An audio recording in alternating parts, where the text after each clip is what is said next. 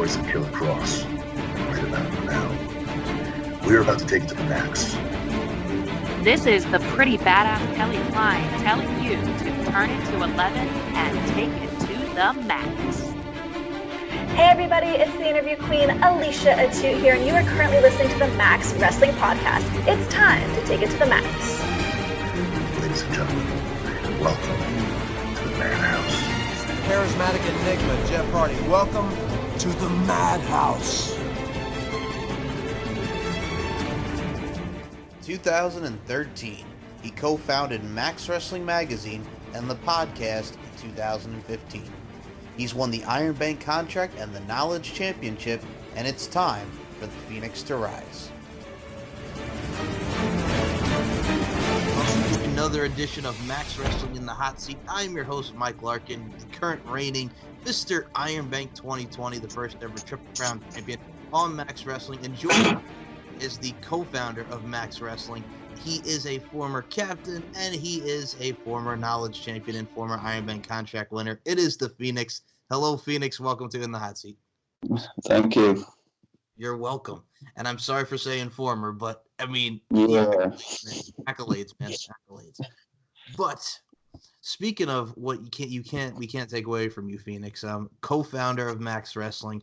I want to ask you, talk about getting involved with Max Wrestling. How did everything come into fruition? I talked with Daz last time about the magazine. I know you've done a lot of great articles on The Undertaker, who is one of your absolute favorites. Talk about getting involved with Max Wrestling. It was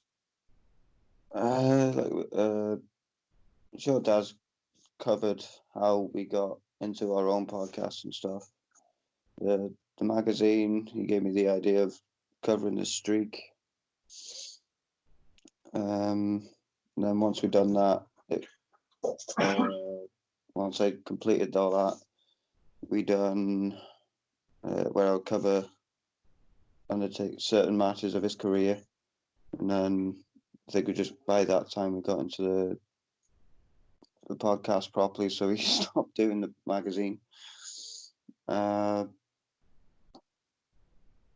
lost my train of thought now. Well, I can help you out with this because, I mean, you start from the magazine, then you go into podcasting. And what's very interesting, Phoenix, is, well, I got involved. We'll touch upon my involvement, but I started around the same time. And I mean, I remember the likes of Kenny Killer, Sunday Segway, and what you guys were doing. Actually, Kenny was one of the first people that contacted me right after, we were in talks as soon as I got into podcasting. So, I mean, it's a step going from a magazine to podcasting, getting the audio equipment, and then pretty much having a platform to tell your stories, to have a fun and overall content and a fun overall product. So, I mean, what was that transition like for you? It was very weird transition because at that point I wasn't working or anything, so I didn't have much self-confidence in it, but I was like, okay, I'll give it a go. Now, and it sort of snowballed from there. Well, ask you now. I got to ask you, man. Aren't you glad that you gave it a go? Because Max Wrestling's on 5 years, and you were one of the integral parts of it. Oh, absolutely. I think it has helped me with my self-confidence a little bit. And what's great about your self-confidence, and I got to say this about you, because I think getting to know you, Craig, I think what's the best about you is like you, myself, Daz, and Butch, and I've said this, you and I are the quartet, because when you think of Max Wrestling, you think of Daz, you think of Phoenix, you think of Butcher and me. Now, I came along later, but I think you guys were the core, and besides that being the core, I mean, Evan Money McCabe, people like James Belmont, Roxy Toxic, there were a lot of regulars when we guys first started. Yeah, we've had a fair few regulars. A few have come and gone. But, pardon me. We've had but the ones that have become like permanent regulars are me, Daz, Butcher, and you. Yeah, and I think what's very interesting about that time is now Max Wrestling starting in 2015 and then growing to what it has. I mean, I got to say this, like listening to your guys' early episodes and going back, I mean, you could see like there's some growing pains, but I mean, Kenny, I think said it best. I think, the best way to just keep going with podcasting is just to keep doing it over and over. I mean, because that's how you get better. That's how you, define yourself. I mean, you start from humble beginnings and then you get to where you are, whether it be better audio, better what have you. but there's a learning curve and there's a lot of learning process going into it. Yeah, like when we started, we knew next to nothing about it. So how Daz has done all the graphics and stuff over the years, it's practice. No, practice makes perfect. That is true. And I mean, whether it be graphics, whether it just be, and that's what I've always liked about Max Wrestling Podcast. Dude, we are that alternative. I mean, we not only do we cover professional wrestling, but dude, there's interviews, there's trivia, there's promo challenges now. So, I mean, we provide something different and a good variety for the people. Yeah, because we didn't have any sort of the promo championship or the knowledge championship. We didn't have anything. It was just me versus a guest, and then we've changed it up every now and again. And we got the championships now.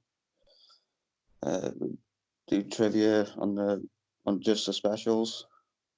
You can tell that we have grown over the past 5 years. Absolutely. And then 2016 comes around. The Knowledge Championship debuts at Trivia Takeover. I mean, that was the first ever video special for Max. That was on your birthday. You were drinking some beer, the Rise of the Phoenix, pun intended.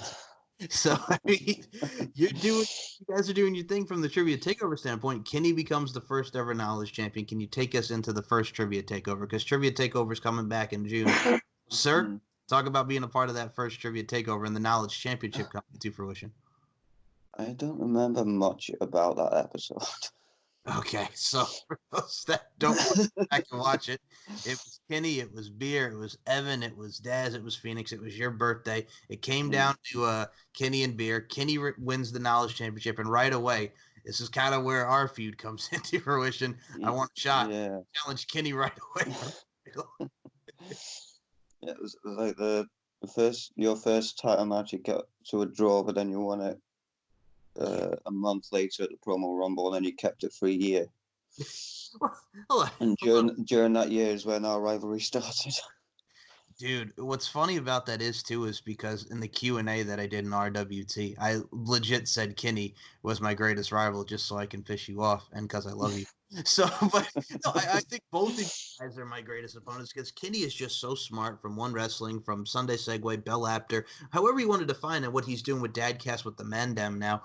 I think what's great about Kenny, again, just so smart, so passionate, and we love Kenny. So him becoming the first Knowledge Champion, and yes, I can officially say that Kenny in Knowledge Championship bouts has beaten me twice because the first one was the draw, and then he won it back at the following podcast from Rumble in 2018. Then I won it back, which started 628 days. But you, sir, because we're doing it each and every friggin' week, we would go at it. Trivia challenges, and then obviously podcast promo Rumble 2017, like you mentioned. So I mean, one of the greatest, man. Two of the greats doing the rivalry, brother. Yeah, they were a lot of fun. It was just doing it every week, and then we were facing each other again on the specials. It was getting a bit too repetitive. Well, so I kicked a little bit of a stink about it. You know what it is? I mean, all right, and I'll say this about you, Craig. So you are I don't want to say you spoil yourself sometimes, but I think you got to give yourself a little bit more credit because you are a smart son of a bitch. And like I said, I know when I'm going against you, there's going to be competitiveness, there's going to be a lot of fun to it as well.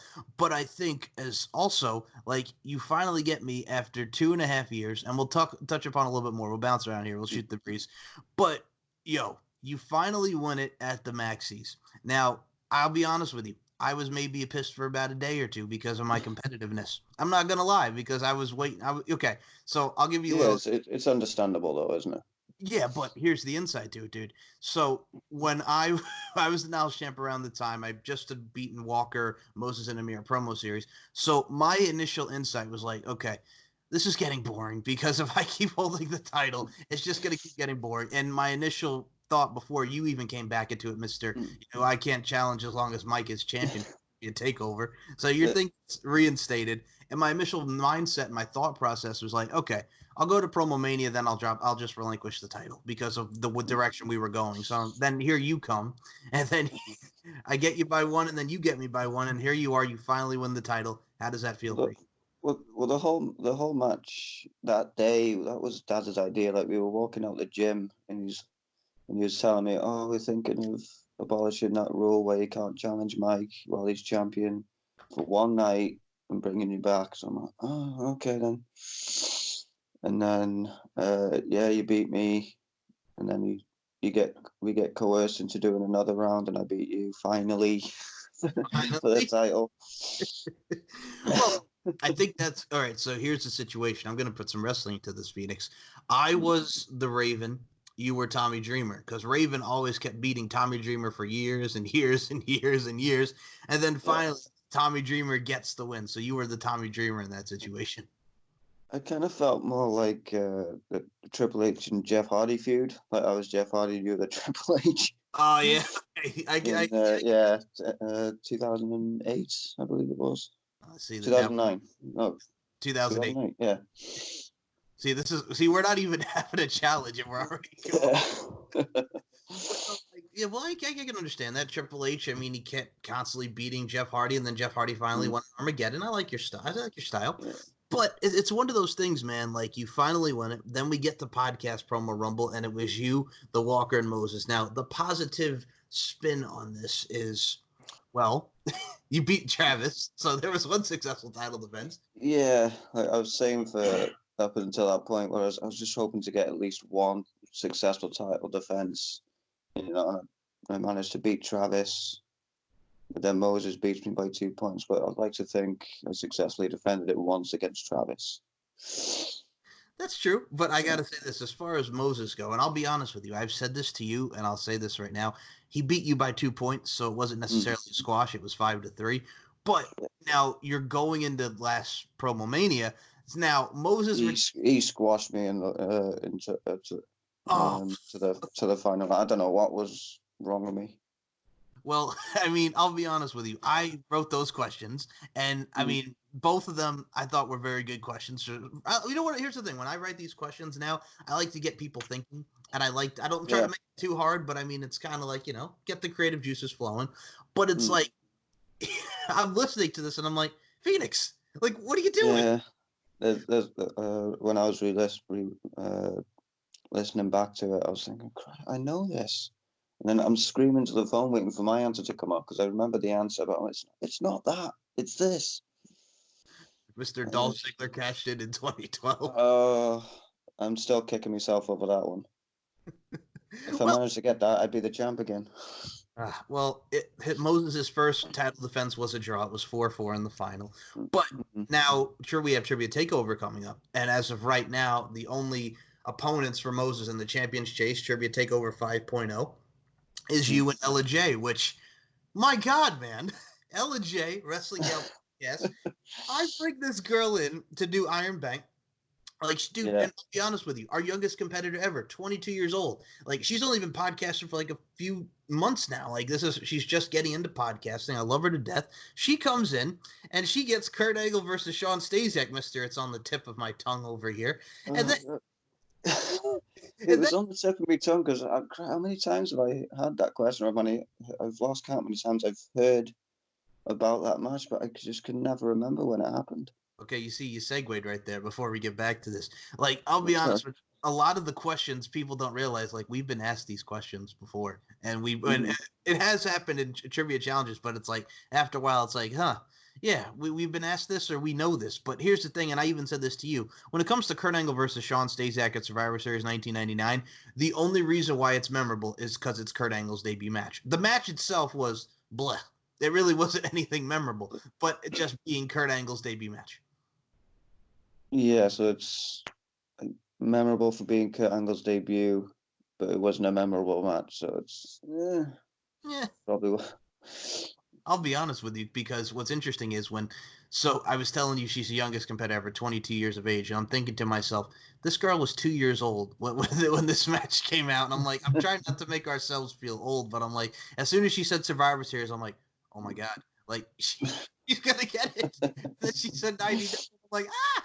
So, and it was also a confidence thing because I said to her, I said, look, and she knew because it's like, you guys know more about wrestling than me. You guys been watching it longer because, folks, Ella J's been watching wrestling since 2009. Her first feud that got her into professional wrestling was Jeff Hardy versus CM Punk. Great feud. Like, that's a That great, was a hell of a feud. hell of a feud. I mean, Jeff, you know how many times I've violated the wellness policy? 0. 0. Like, amazing. Like, from start Yeah. to finish, that feud was amazing. How many times CM Punk has had strikes, 0. suspensions, whatever? 0. How many times have I been in rehab? 0. That's a great feud to Just get started in professional wrestling.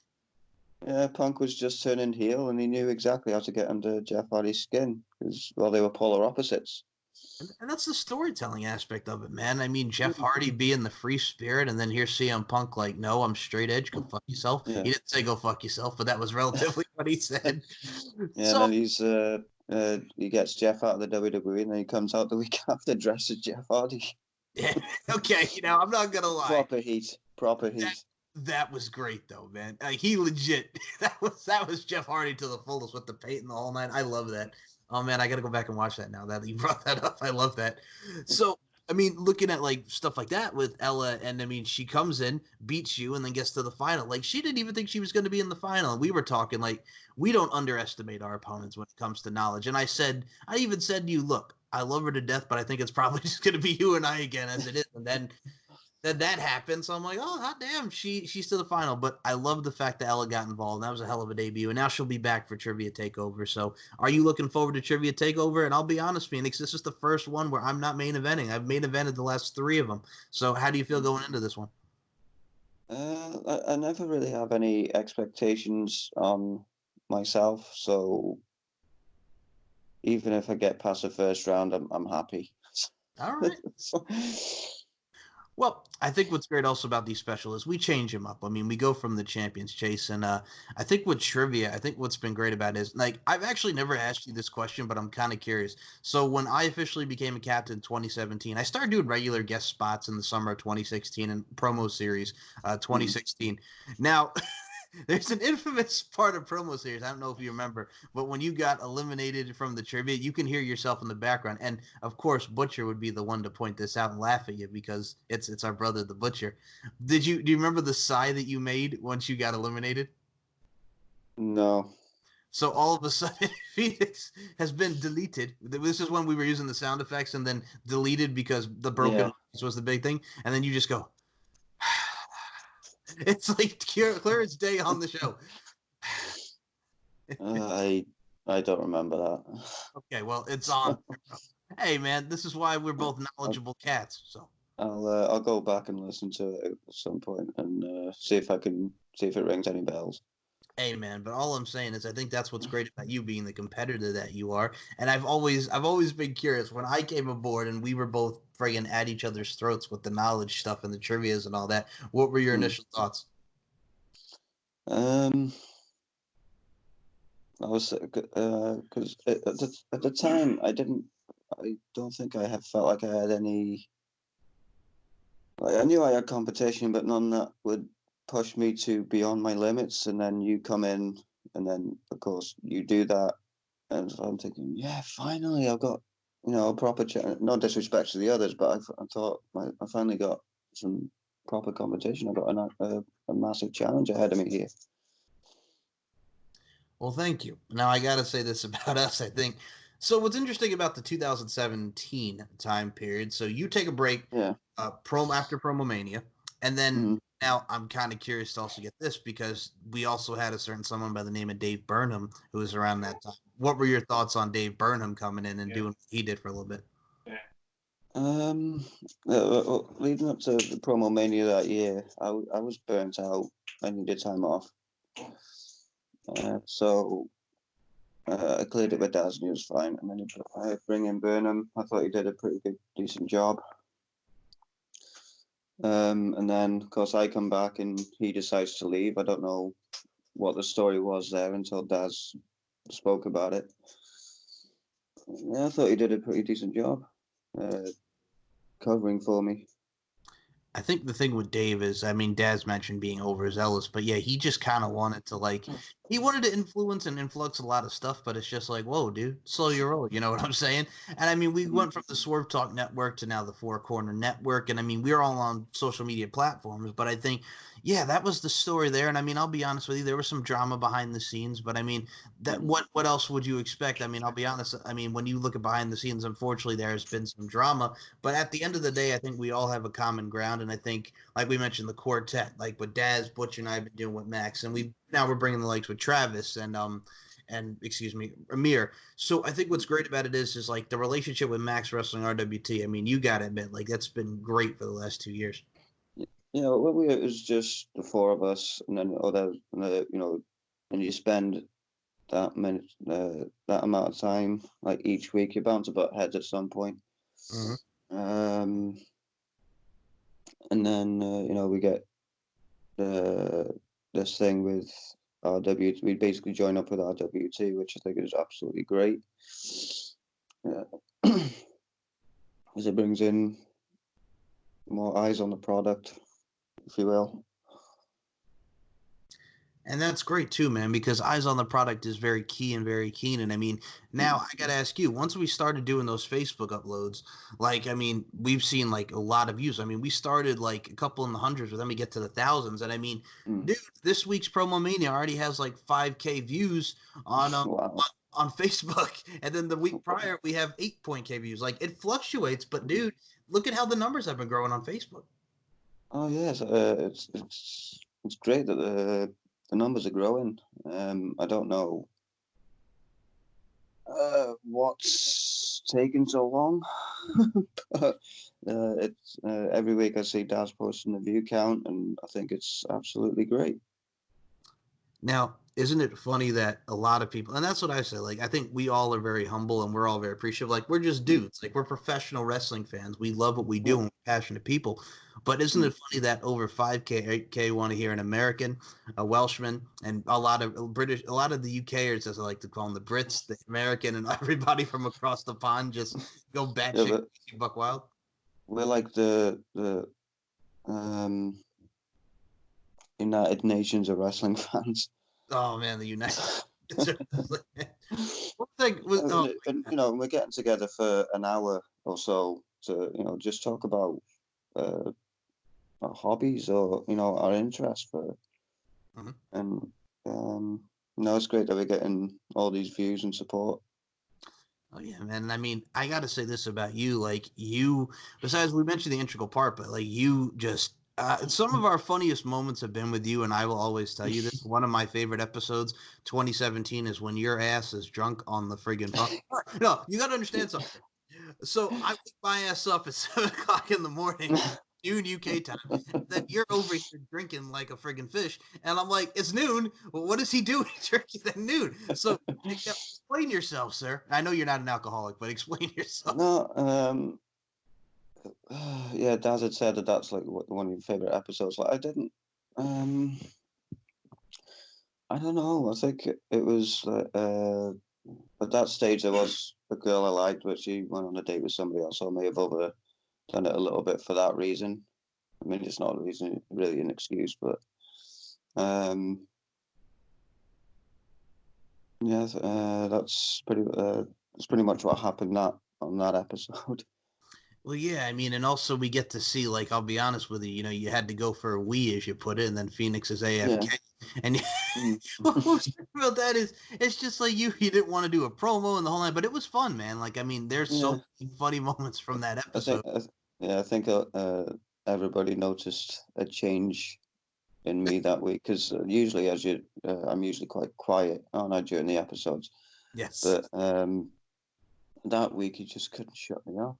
I don't know what was. I don't know what it was. Well, I mean, there's nothing wrong with being quiet. I know I'm there, and I'll be honest with you. I think out of all of us doing the show, like, dude, I used to work night shifts. There was one week where I worked till midnight and I had to be in for 9 o'clock in the morning. So then I did the show at 7 and then I went, which I'm going to say this right now.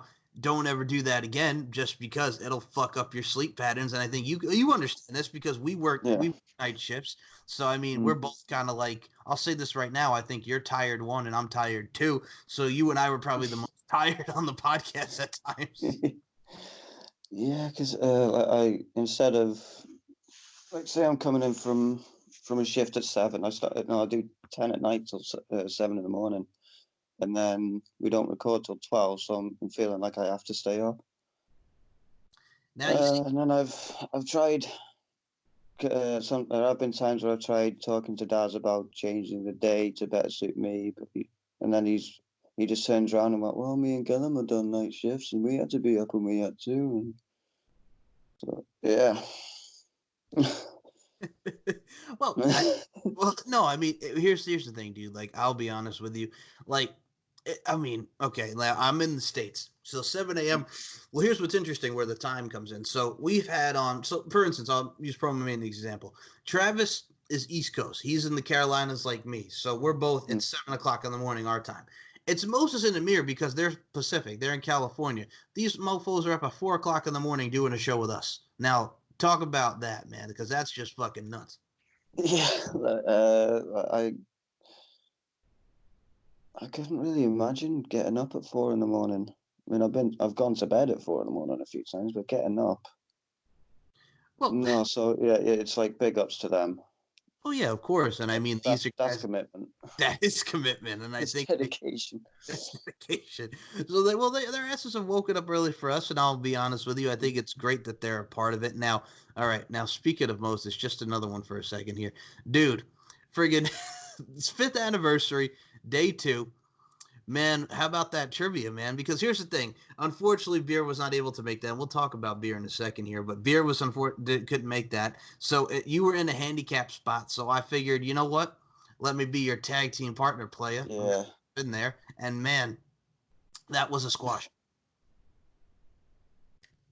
I don't remember it being a squash. I'm But saying, yeah, if it was going to be a handicap situation, I think I would have been squashed. well, I mean, the head-to-head was 6-0, and I'm gonna say this right now. Now, Moses Marquez, and we joke about him a lot, and he's going to be my Promo Mania 6 bout next year. And here's the thing, man. We have Promo League now, which Phoenix, you are Mm, okay. Now, out of many times that you've gotten promos on Max Wrestling and having to write and finish the promo, I got to ask you something. Now, this yeah. is a different form. This is video. We get to see your face. I saw your Hmm. face in wow, Phoenix. Very hyped about this. So, your ass is in the Promo League. How do you feel? I think I surprised a lot of people by announcing that. You did. Uh, You did. I mean, yeah, obviously I don't have a lot of experience, or I don't have any experience with the video promos, but I thought, okay, it's just for fun. I got no expectations on my, even if I come in last, I can say at least I've given it a go. Mhm. Um, so yeah, it's just a bit of experience for in the future if I do decide to go for it properly. Now, all right. So I'm going to say this. You really want to do this because, first and foremost, I am a judge. Myself and Mm. Butcher are the judges, but I've said that I want to do some one offs. So now you want to take our feud from the knowledge realm to the promo realm? It's definitely something to think about. Yeah. Now, you see, it would be interesting because I know you, Mr. Demon of the Welsh Valleys, and there's a certain someone, which, as we're recording this, congratulations, the Demoness Nicola McDonald is the first ever female promo. Now, before even not just being the new promo champion, dude, this is the first ever time that we've had a female hold one of our belts. Yeah, it is. Yeah, congratulations to the Demoness. Um, uh, yeah, it's the first women's champion. It's bound to happen at some point. Oh yeah, I mean, I'll be And honest from the not, days. Well, yeah, from the days of I can't. Sorry, I can't think of anyone better than the Demoness to do it. Oh yeah, of course. And I mean, I'll be honest, from the days of Roxy Toxic cutting the promos Mm, on Max with her sharp tongue, my goodness. I don't know what's going on with Roxy. I was surprised like when she first came back on the promo series a couple of years ago. Mhm. Um, that bit where the one where I left full time, which we'll get into after. Mhm. Yeah, I'm surprised she hasn't entered any Hey, promo stuff. I'm open for Roxy to come back. I'm sure the guys are, but I mean, it's interesting just to see where she goes. Well, actually, here's the thing. Well, Roxy got married not too long ago, which congratulations to Roxy. Yes. So, I mean, it's one of those things where I try to keep up with all you sons of guns. I keep up with Evan because I know Evan's been going through some stuff. I keep up with the Butcher. I keep with Daz. I keep in you, my little Max Wrestling tandem, my group here. So I mean, I gotta keep it. I gotta keep an eye and keep you all in check. I do miss Evan sometimes. I do too. I'll be honest with you. Pound sterling is fuck. Pound sterling Yeah. over. Evan McCabe is over as fuck. Yeah. Hell, EvanMcCabe.com. gotta respect. Great. Or Now, the episode where he reboots himself. Dude, that was my first episode on Max. Yes, the malfunction. Where he malfunctions. Now, Oh. I got to say one thing about our guests before we get into promo series. We've had a ton of great guests. We've had a lot of guests. One of those guests I'm going to mention, Anthony Walker, 1 year of Max Wrestling. Massimo Italiano. Oh, him. Oh, yeah. Up until that point, what the Italiano whatever thing. Up until that point, I didn't really have an issue with him. But then because at that point we were doing where we'd either mute the mic or they'd hang up on certain people while they did the questions for the others. Mm-hmm. So then they get me back on, and then he asked me that question, and I'm just like, I think I messaged somebody like, "Is he serious? Like, what sort of question is that?" And then this taste for him after that just sort of snowballed, and it just never got any better with him. So from my standpoint, from working with him with Unleashed that we used to do, I think with him is, and I know we touched upon it with Daz, but you guys used to feel bad for me. It's like, Mike, why are you doing this with him? Like why? Because I'll be honest, I tried, but I'll be honest with you, looking back at it now, the thing with him is he thinks he's the shit, and he's one of those guys where his ego is gonna be his downfall. And I'm not saying like he was a bad person, but I think his cockiness is his downfall, his ego, because I know this and I know that. I'll explain it. I have my knowledge, people. I have my knowledge. And Massimo Italiano, who? And that's the thing. Like, I'll be honest with you, as someone who's asking the questions, why would you ask a question about yourself? Yeah, it's meant to be wrestling trivia, not trivia on your own thing. On your own expertise. I was going to say something, but again, I've lost my train of thought. No, but it's just like you don't ask a question about yourself, and it's supposed to be expertise on professional wrestling. But, excuse me, it's one of those things where it's just, and Phoenix, don't even worry about losing your train of thought just because it happens with me too, so don't even worry about it. Yeah, sorry, I remembered it now. Like, first of all, I didn't know that you worked with him until, was it Daz's episode? And then you started talking about it then? Yes.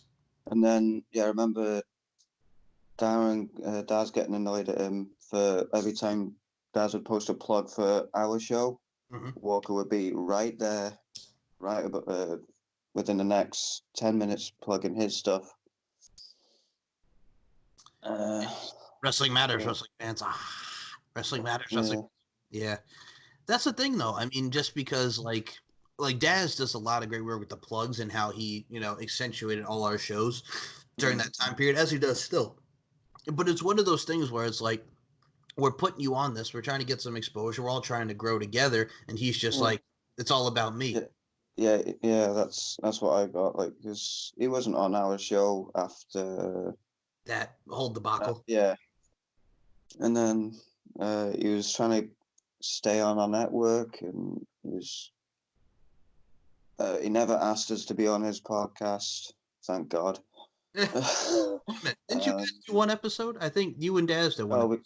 I think we might have done. I can't remember. I remember doing Sunday Segway, and then we did another one before we started Max.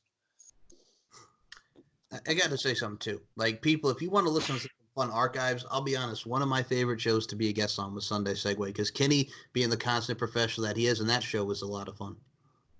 Yeah, it was. Like, Daz had randomly messaged me, said, "Hey, we've been invited on this podcast," and I was a bit skeptical because I didn't know what to expect. But yeah, I'm glad we did that. Agreed. And I mean, what's great about Kenny is, again, we were talking about his knowledge and stuff, but again, that's where I kind of like do my interviews. And as you know, I mean, podcast machine, I've been a man in any nicknames, but I think you could tell with how I conduct myself. I mean, you look at Kenny, Kenny's one of biggest influences on my interviewing skills just because he's done it so many times. And I mean, interviewing guys like DDP, Brian Cage, and guys that you see now that are mainstream in professional wrestling. I think that guy is a real credit to a lot of people that want to do interviews and get into podcasting, Phoenix. Yeah, absolutely. Like you said, he was influenced you for interviews. He was definitely an influence on me and Daz Yep. with Max. So yeah, he's he deserves a lot more credit than what he's given. That is true. And I mean, now he's on the radio with Dadcast with the Mendem. And I mean, like, that dude is just incredible. And I mean, I got to say this, and I think what's interesting is because we were touching upon it before. 2017 was an Yeah. interesting year because there was a lot of drama going on, but eventually that ceased, as it does. Mm. There'll be some Yeah. drama. Everything goes back to normal. It happens, you know. But Mm-hmm. you take the break from Promo Mania, you come back, we're doing our things, and then there's an article that comes out. Max Wrestling releases the Phoenix, and here's what's interesting that I remember about this time. So you beat me in like regular trivia, like 2 weeks in a row. So I'm thinking, okay, we'll go into promo series. Let's see where this goes. You know, let's see if Phoenix. I mean, he's beaten me without the title being on the line. So let's see. Okay, let's have some fun with this. And you were supposed to be on there with who was eventually on there, who I wound up defeating, Roxy Toxic and Dave Ungar, a boy from the Attitude of Aggression podcast. You were originally Yeah. supposed to be on that episode. Tell us what the hell happened and tell us what made you decide to take your official, I'm going to leave the show. Right. So I come back from Promo Mania. I've got to briefly go through the timeline as quickly as I can. All right, man. So I come back from Promo Mania, and then Gillam's constantly winding me up, and it's not, you know, it's in his mind, it's just for fun. Mm-hmm. So then that annoyed me. I was promised the co-host seats. Then, of course, when that comes out, Gillam wants to be co-host, so we agree on alternates. Then I think it was Promo Slam, where in the weeks leading up, I was beating you in the trivia. And then it was after Promo Slam, I didn't notice straight away, but then I started noticing, wait a minute, if we're doing alternates, I faced Mike last week. Why am I facing him again this week? Then I see the lineup for promo series.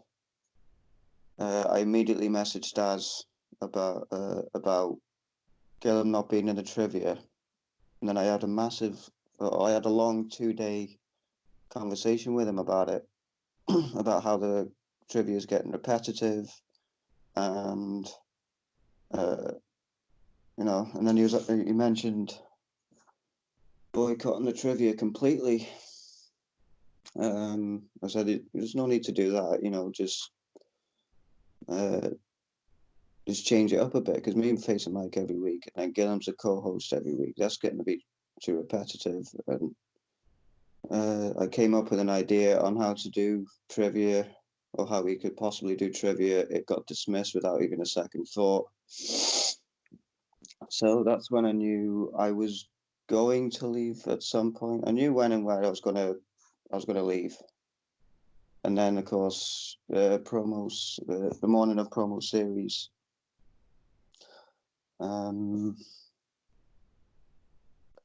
I get into this minor argument thing with Gillam. I'm just coming in from work.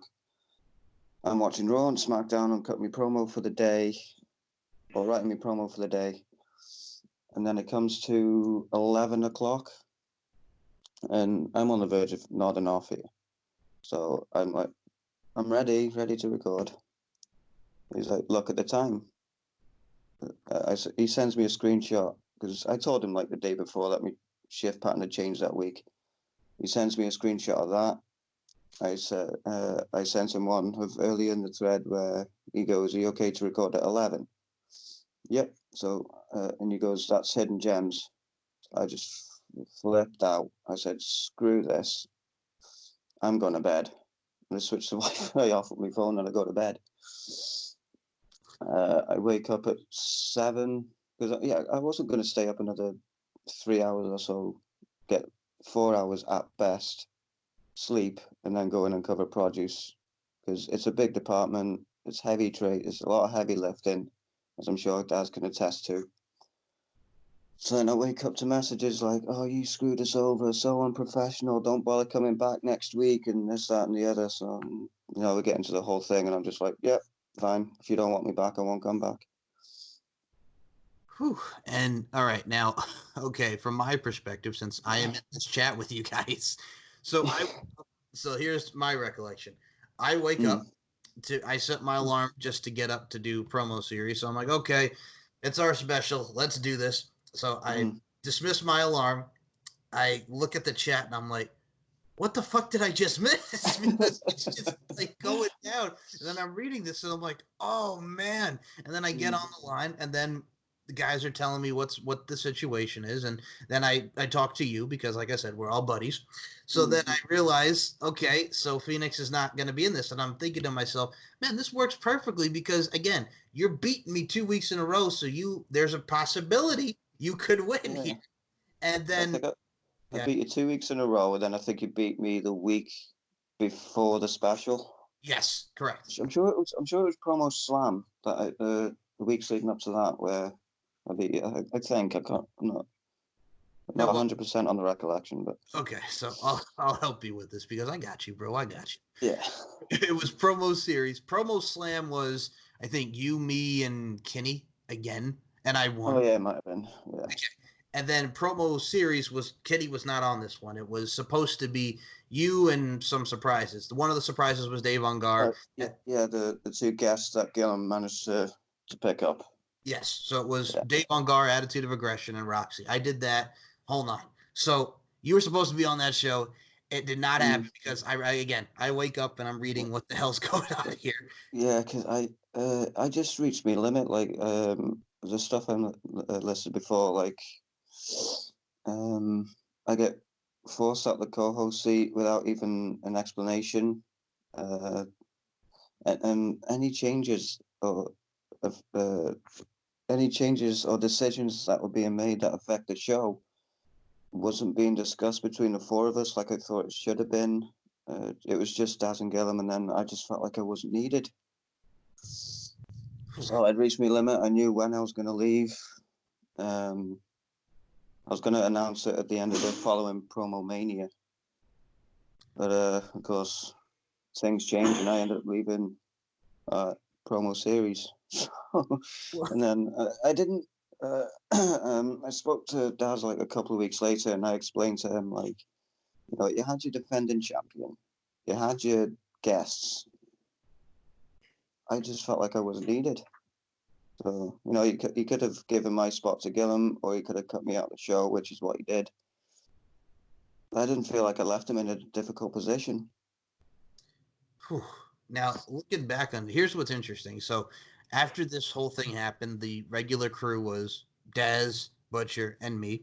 Now, when you came back, I remember you coming back for Promo Mania, and that's where you beat me to win the inaugural contract. Yeah, I never got asked to come back. Like, I was half expecting for Daz to ask me to come back for Promo Rumble, but he never did.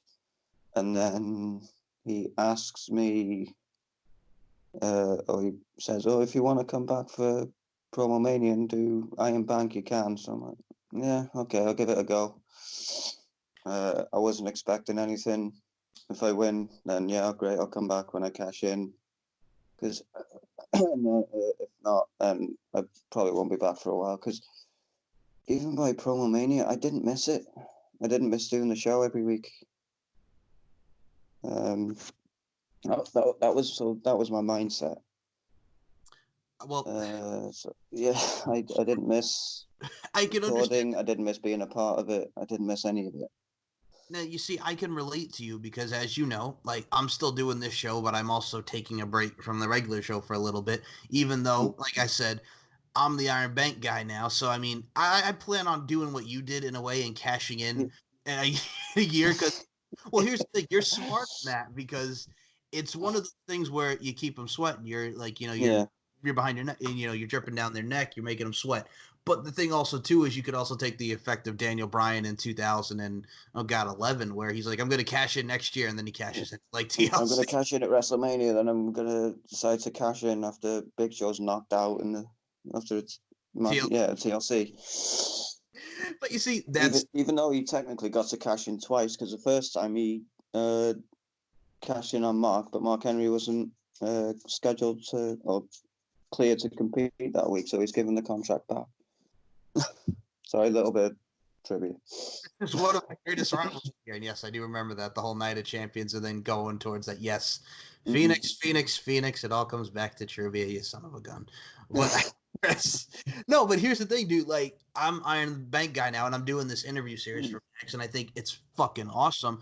And I'll be honest with you, waking up at 7:00 in the morning can be every week. It kind of gets But I'll be honest with you, I wouldn't trade anything for it. And I know I'll be back, but I think from my perspective, and I think you can agree with me on this, we're the vets because we've been doing this a while. And to give people like Travis a new spot, which he's going to do great. I mean, he's finding his confidence. He's doing his thing at Retro Rewind now with Moses and all them. But I think including guys like Travis and Amir from times now, since everything's all square with him and the Butcher, I think that's great because we get to bring in new faces and new people. You know what I'm saying? Like, oh, who's this or who's that? You understand what I'm saying? Like, you're giving like the veteran spot, but you're helping out the youngins. Yeah, like anytime you get a chance to bring in new faces or youngins, essentially, and take them under your wing, it's always good. Even and I don't just mean in podcasts or whatever. In general, in life in general, yeah. And I think I just want to point out real quick that I didn't plan on keeping the Iron Bank for a full year. I did have days where I thought I'm going to cash in here, I'm going to cash in there, and then something fell through. I double booked a day sometimes, and then next thing I know, it's 12 months later. So I'm like, oh yeah, I'm going to have to cash in now. Well, here's the thing. Okay, I got to add to that because you're making me laugh. So, bro, I was in the process of moving when you were going to cash in. I'm like, Mike's going to be here with me. Why? He's moving. And then I think there was a day where I was going to cash in, but you were off for whatever reason. Oh yeah, I was working. I was working. Yeah. That's right. Yeah, no, that was my week at marketing doing the 9 to 4:30 shift, so I had to be up early. I'm like, I can't do the show. Yeah, I was trying to pick like special days to do it, and then something fell through. Either you were working, or I double booked the day, or something fell through, and so I'm like, oh. The next thing I know, it's 12 months later, and Dad's messaging me, "Hey, you're gonna have to cash in now, so we can crown the new Iron Bank winner." Okay. Here's the thing about that too, and here's what I think is so funny. So we go from 2017, you win in 2018, and then you and I didn't even touch until Promo Mania 2019, and then I complete my 365, which then leads to 628. Then you finally get. Well, here's the thing about this, and I want to say this to you, bro. You can't have the Edge reign be defined as your Knowledge Championship. Like, you beat me, and then 3 weeks later you lose. You're not. Yeah. Oh yeah, the Edge's first title reign. Yes, when he friggin' cashes in on Cena, then Cena wins it back at the Rumble. Dude, you can't have that. He can't have that reign as a Knowledge Champ. So I want to see you become 2-time Knowledge Champ. You'll be in the same realm with Kenny. But here's the thing. I'm hoping I can. I know you can, and I mean, I look at it like this because, and here's the thing that also, like, when I just don't want to chase it for 2.5 years again. Well, here's the thing, dude. Like, when you look at the specials, it says Max Wrestling / RWT Presents, right? Like, you've seen the specials, right, Phoenix? Okay. Yeah. So here's the thing: what you did. I don't think you even realized you did it, you son of a gun. So the list of the Knowledge Champions goes from Kenny, me, you, Moses Marquez. Can you tell me what's the difference between all that?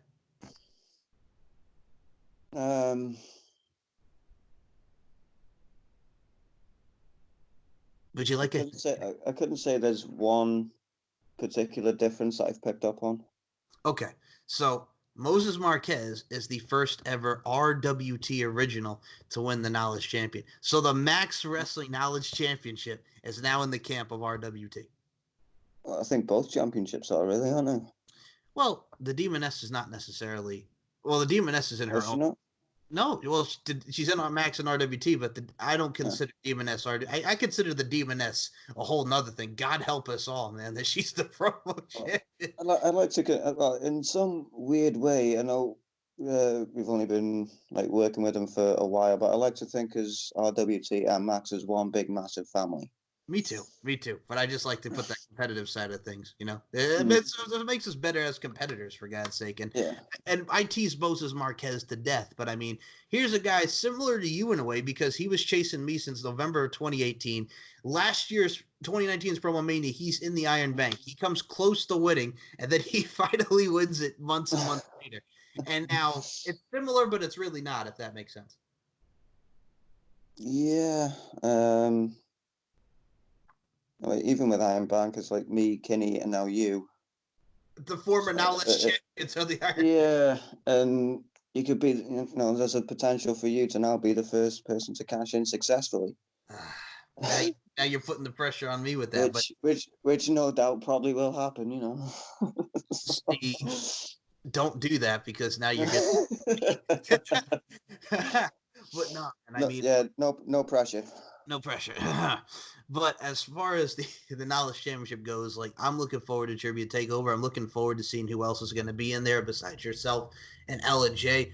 But it's interesting because I also look at it like, dude, like you were saying, like it's gonna get repetitive and like it's gonna be just like, okay, it's Mike and Phoenix every week on trivia. It's like, okay, Mike's gonna win here. Mike wins. Mike wins. Mike wins. Mike wins. Yeah, no matter how many times I pointed it out to him, it was, well, you didn't. I didn't know you complaining when you were beating him every week, and I'm like, dude, I didn't even notice, you know, because you know, it may take a while for something to register with me, but once it does, it's there and it sticks. And I think, Uh, I think so you were. yeah, I You think got, it was like I tried for 2 days for him to let it sink in, and then he was on about abolishing trivia completely, and I'm like, you don't need to do that. Just change it up every once in a while. And then it wasn't like until Gillen pointed out that yeah, it's getting a bit repetitive that he finally caved, and then we got to the trivia just at specials then. I got to say this about Daz, and I love Daz to death, but I think I love that he brings in new ideas and stuff. But I think you and I could both agree, knowing Daz like you do and knowing Daz like I do, probably one of the most creative guys ever. And I think with him, just I mean, it's great that he has put new stuff going forward, and we change up stuff a lot. But I think with the addition of what he does with the graphics, like we mentioned before, and the knowledge, Mm, and the trivia, and the promos. This mm, goes on to the promo question. Now we mentioned promo league. Now, promo champions since its comeback has been Amir, the Butcher, me, the Walker, and now the Demoness. So for you, you could also become, if you win the promo championship, you could also be a fellow Triple Crown winner. Is that something that you're looking forward to possibly? that's something I would like to do. Yes. Is Triple Crown, Grand Slam, whatever. Either that's something I would like to happen.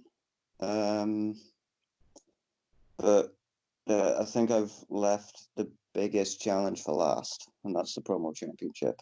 Um, I wouldn't say I'm going for it properly at the minute, but I might decide to give it a go like at some point in the future. So you know, never say never. Well, Craig, knowing you, I want to see you do your thing. And I mean, for you, like, I'll be honest with you, like, you and I are two of the best of people, as well as dads and stuff. I'll be honest with you, at the end of the day, we're all best friends and we all care Yeah. about each other. I mean, and we're brothers. And I truly mean that. Mm. But with you, dude, going into the promos, I wanted to ask you. So you've seen the evolution of the promo championship from Amir to Butcher to me to Walker, now Demoness. For Mm. you, what do you think about the promos that you've seen? Obviously, you saw myself in the shape, you saw Demoness and the Walker, and you've seen some prior as well with mine and the whole nine. What do you think about what everybody's been doing with the promos? I think I think it's some really decent stuff, and I know from what I've seen, I know I've got my work cut out for me if I'm gonna be having any sort of a chance. But yeah, I've liked the like 95 to like 98% of what I have seen over the past few years has been the odd one where I'm like, it could have been better. Who am I to talk? Who am I to judge? Yeah, well, I look at it like this. I think, well, from my standpoint, I think you can tell watching it that, I like to have fun. I like to go buck wild, but then I can be serious. I can add a little layer to my character. You look at the Demoness, she just wants to torture everybody, which is just, my God, man. It's just what she Travis is also very special with his mask. And I mean, you have Moses Marquez doing the El Jefe gimmicks. I mean, everybody has their own little trait that's cool about him. Yeah, I think it's nice to have a like a little side gimmick to fall back on. In the like when the pressure is properly on you. Oh, I think going Yeah. into this year's Promo Mania, we all wanted to convey emotions, and also the predictions title was supposed to debut, but I mean, Yeah. Mania, hello. So I mean, we kind of had to outdo ourselves because we're not predicting WrestleMania. The focus is us, and we all have to do it. I think we all delivered. Yeah, I still haven't seen WrestleMania yet. I was going to watch it. I was going to watch night one on Saturday, but then I was working Sunday. Oh, So then I wasn't going to wait a couple of days to I'm going to watch it tonight instead. so you But then, so going to work and they're like, "Oh, you're actually in Wednesday to Saturday this week." I'm like, "You fucking could have told me, But instead because I showed up last night, they let me have Wednesday off instead. well, have you now? You're aware of what happened though at WrestleMania, right?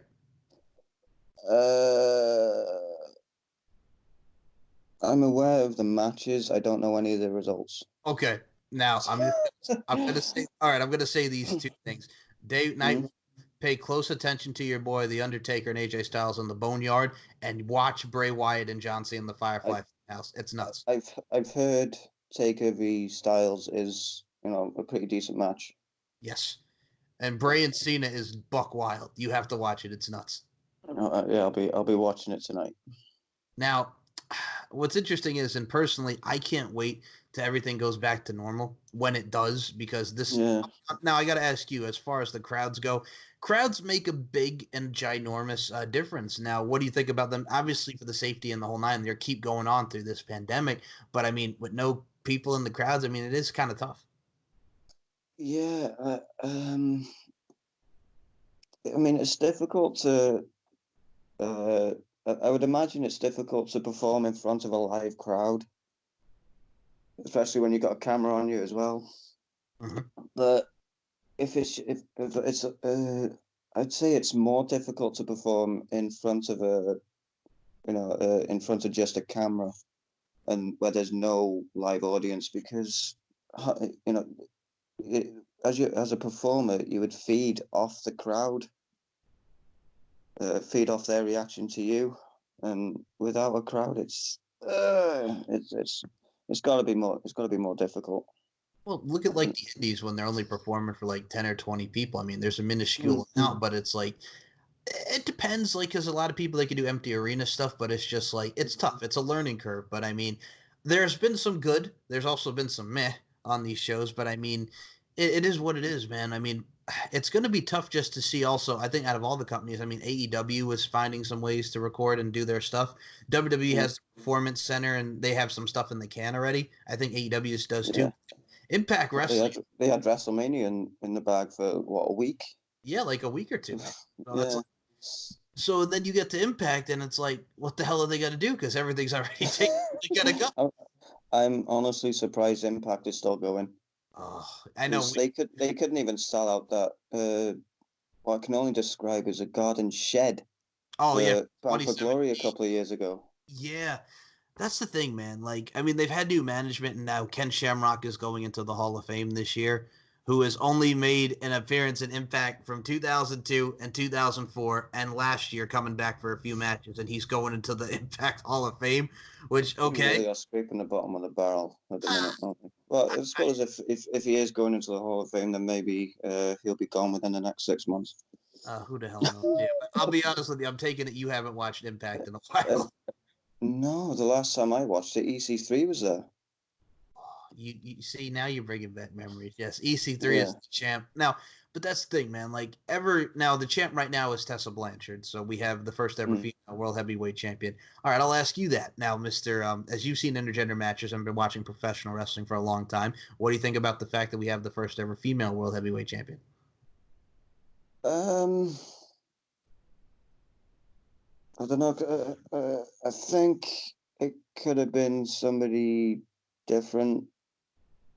I mean, no disrespect to Tessa Blanchard. I mean, but I think if they were going to go with the first women's world champion, I think China was considered at one point in WWE.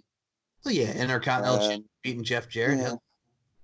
Yeah. I think she was considered to win the WWE title at one stage. I think if they're going to go for the first thing, then they could have gone with somebody like Awesome Kong. You see, that would have been cool back in the day because I remember them pitching that they wanted to do a match with Awesome Kong and Kurt Angle. I think Kurt Angle wanted that match, but never went into fruition. You can pitch ideas, you can pitch matches as much as you want, but I think it's what management wants at the end of the day. That is true, my dude. And I mean, I'm not going to spoil WrestleMania, but I got to say, for the 2 nights they did, it wasn't bad. And then here's the thing, dude. We're supposed to have Money in the Bank in May. I don't even know if that's going to happen. So no, I don't know if what truth there is to it, but if there's possibly WWE taking a break completely after, is it next week or the week after?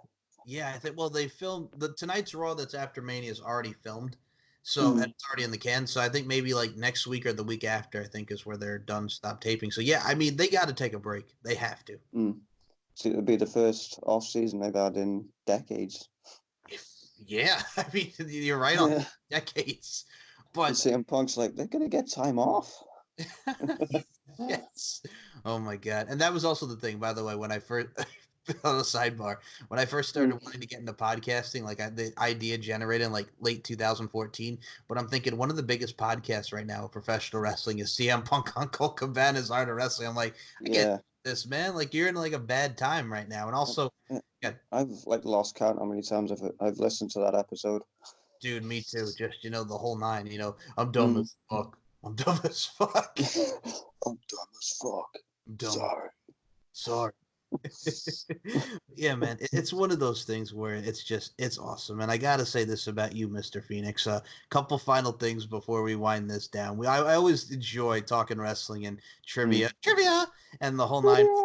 Yes, and I haven't heard that. I haven't heard trivia said like that in months. Yes, probably years. I think it's for us. It's always a pleasure. It's always a privilege. One of my greatest rivals. And before we even close out, I got to say this to you. So, all right, my ass is in New York for New Year's and Christmas, and then you and Beer have that stare down, which was absolutely amazing. How drunk were you, and how much were you bragging about the fact that you finally got me? I don't think I was bragging massively drunk. I think I'd only had a couple. How many beer I had at that point, I don't know, because I think he had 1 or 2 in town before coming to meet us. And then I think we got onto the topic of me becoming the knowledge champion, and then beer just gets in my face and was like, "Yeah, I'd beat you with these. I'll do this. I'll do that." And then we just sort of. Next thing I know, we're doing the stare down, and I pitched the idea in many different scenarios to Daz on how and where we were going to do the match. And even after all that, he no-shows. Hold on. You said it perfectly. You said it on Promo Mania that he was a fucking knob, and dare I say to channel my inner captain, he was a cockwomble is what he was. That's what that was. Which, by the way, is that where Daz got cockwomble from? I don't know. By the way, what the hell is cockwomble anyway? I got no idea. Oh, okay. I thought okay. I was thinking to myself because all right, I've been working with You British people. I'm going to put it like that, and I don't mean to discredit you, but I mean, I was working with you guys, internationally known for the last friggin' 3.5 years, and I learned terms like bollocks and all this stuff from the American side. I was like, what the hell is a cockwomble? But I think it's still a great word. I don't know. Yeah, it is a good word. Like, it's probably something I would have to Google in order to find out what it is. Okay, before we go off there, I'm going to type in what the hell a cockwomble is. Okay, here we go. Cockwomble definition. It is a Britain slang derogatory. It is a foolish or obnoxious person. And yeah, that's pretty much what it is. It's a foolish or obnoxious person. Okay, Google. What is the definition of a cockwomble? According to Wikipedia, Who Killed Cock Robin is an English nursery rhyme, which has been much used as a murder archetype in world culture. It has a round folk song index number of 494.